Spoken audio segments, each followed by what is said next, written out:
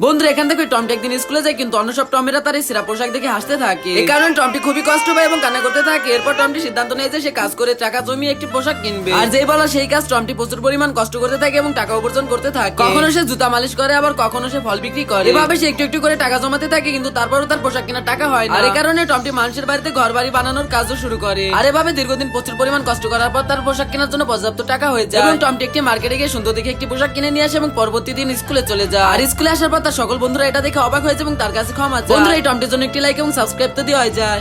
আরে আমি এখান থেকে ছোট্ট গাড়িটি কুড়িয়ে পেলাম, এখন আমি গাড়িটি দিয়ে খেলা করি। আরে দেখো দেখো টমটি কি পচা গাড়ি নিয়ে খেলা করতেছে।